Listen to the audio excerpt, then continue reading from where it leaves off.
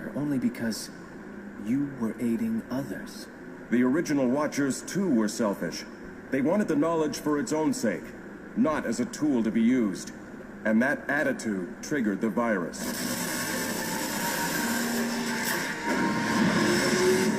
Uh-oh, the beacon's getting ready to guide us someplace. But where? Seems to me there's only one way to find out. Shall we go? Before getting into this is the show called His Dark Materials.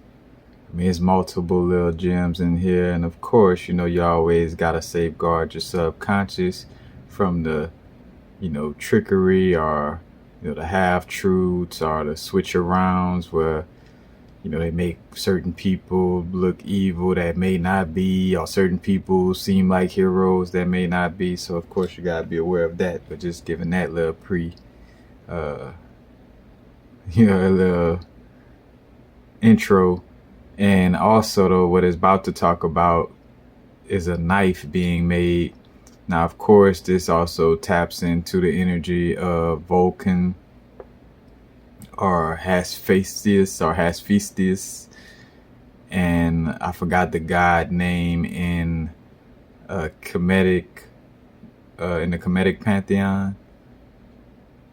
It's at the tip of my tongue, but it's not. I think Khnum, if I'm not mistaken. Matter of fact, shout out to Bridge of Rock, because he done brought up that a bunch of times.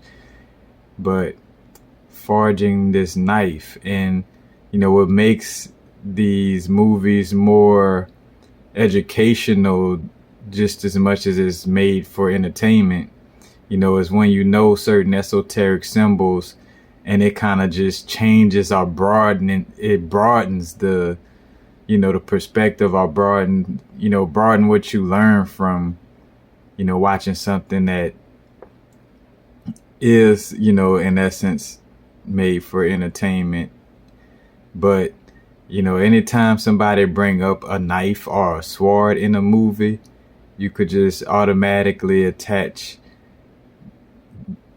word to it, in the sense of like, oh, they made this sword or they made this knife. Well, in essence, they're saying they made this word or they made this vibration. And it could also speak to, the DNA, because the DNA is seen as like a code or words, or an algorithm, what I'm saying? So when you hear like, oh, so-and-so gifted this person a knife or a sword, in essence, is like saying, oh, they gifted them the word, or they gifted them, certain DNA traits.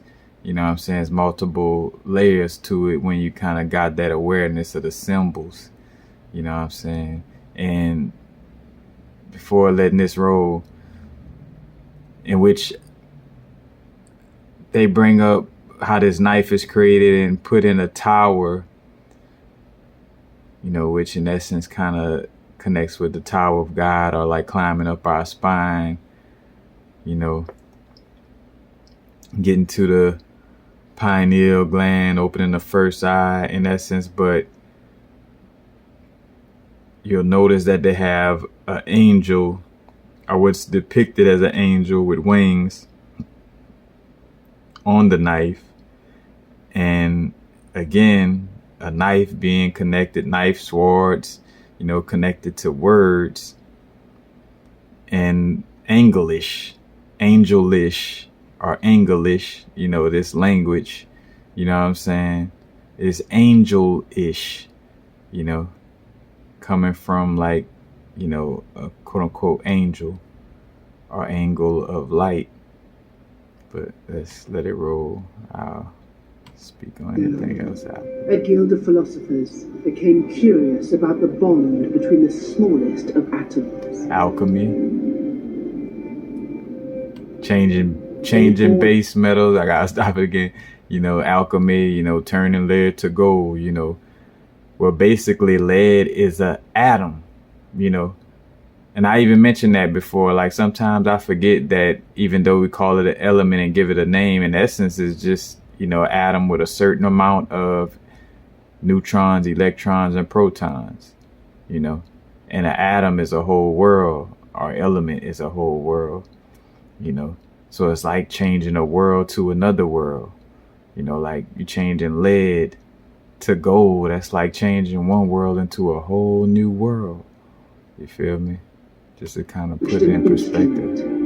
A knife that in the hands of the right person could cut the very fabric that joins worlds.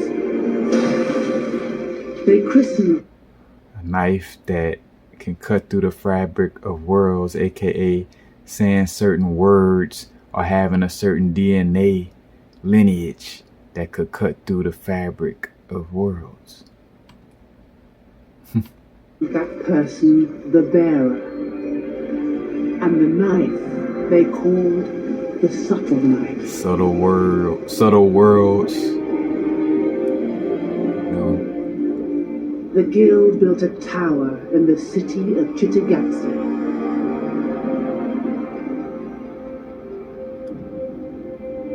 A monument to the knife, which they hid within it.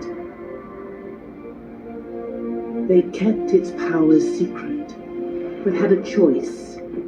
Use this knife for the benefit of all existence, or just for the benefit of their own. They chose badly, stealing trinkets to fatten their own pockets.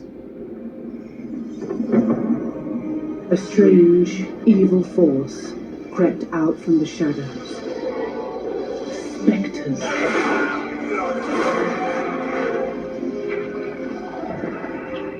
And then came Azrael's great tear in the sky, and with it came a mass flood of spectres. A pestilence. Deluge, Those that survived the flood. fled. The subtle knife was born of hope, but used with greed. And yet, in the right hands, it could still save us all.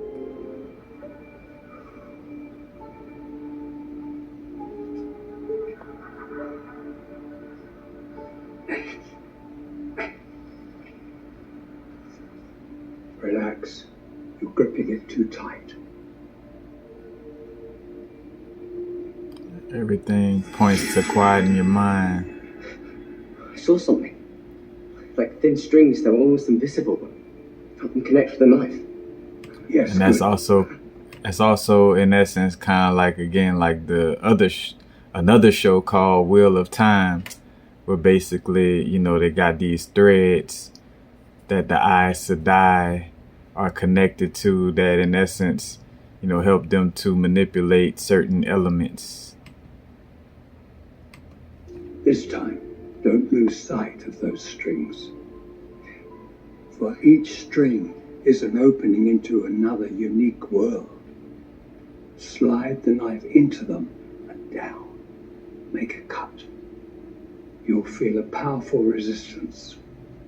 Okay.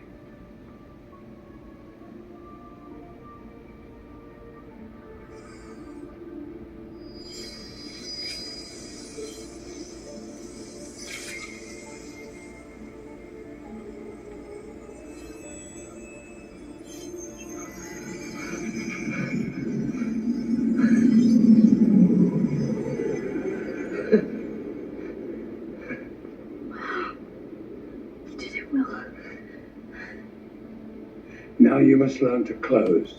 And you see, obviously, that slit resembles a body part. You know what I'm saying? For the most part, that is on the divine feminine's body. You feel me? You know, also equated to an eye.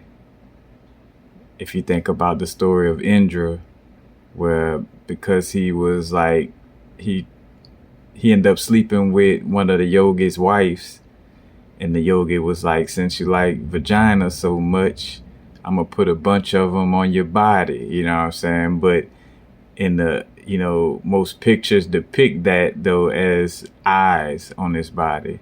You know what I'm saying? So there's also that connection too. But Sheathe the knife.